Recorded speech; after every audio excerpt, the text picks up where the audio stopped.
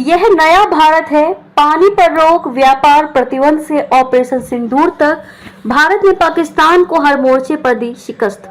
पाकिस्तान के आतंकी शिविरों पर एयर स्ट्राइक कर भारत ने पहलगाम हमले के 15वें दिन बदला लिया है। हालांकि हमले के बाद से ही भारत लगातार पाकिस्तान की घेराबंदी करने में जुटा हुआ था। सिंधु जल संधि को निलंबित करने से लेकर आयात प्रतिबंध तक भारत ने कुछ ऐसे प्रमुख दंडात्मक कदम उठाए हैं जिससे पहले से ही रसातल में चल रही पाकिस्तान की अर्थव्यवस्था पूरी तरह से ध्वस्त होने के कगार पर पहुंच गई है। व्यापार, संचार, समुद्री पहुंच और हवाई क्षेत्र को निशाना बनाते उठाए गए कदमों से पाकिस्तान को करारी आर्थिक चोट पहुंची है। भारत ने कठोर कदम उठाते हुए पाकिस्तान से सभी तरह के आयात और निर्यात पर पाबंदी लगा दी है।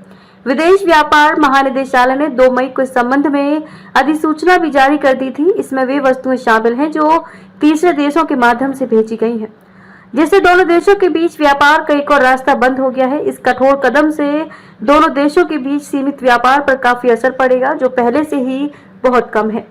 भारत ने अप्रैल 2024 से जनवरी 2025 के बीच पाकिस्तान को 1.18 अरब डॉलर का सामान निर्यात किया, जबकि आयात केवल 28.8 लाख डॉलर था। भारत की तरफ से उठाए गए कदमों का असर पाकिस्तान की आम जनता का अपनी सरकार के प्रति नाराजगी के रूप में भी देखने को मिल रहा है। पहलगाम हमले के बाद भारत ने सबसे पहली जवाबी कार्रवाई सिंधु जल संधि को निलंबित कर की थी। दोनों देशों के बीच 4 युद्धों और दशकों से जारी सीमा पार आतंकवाद के बावजूद इस संधि को बरकरार रखा गया था।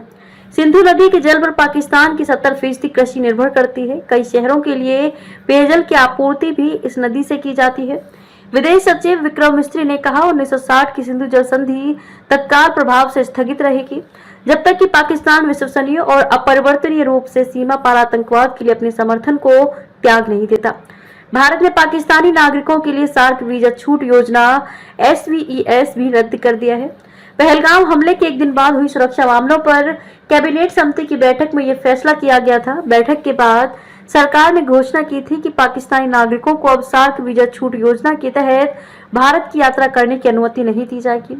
इस वीजा पर आने वाले पाकिस्तानी नागरिकों को सरकार ने 48 घंटे में देश छोड़ने का आदेश भी दिया था।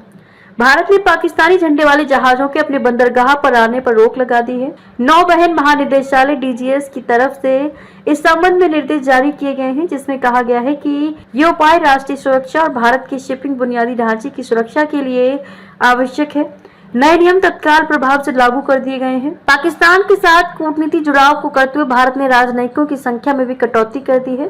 भारत ने पाकिस्तान स्थित उच्चायोग में अपने राजनयिक कर्मचारियों की कुल संख्या 55 से घटाकर 30 कर दी है, जो 1 मई से प्रभावी हो गई है। पाकिस्तान को भी नई दिल्ली स्थित अपने उच्चायोग में इसी तरह की कटौती करनी पड़ी है।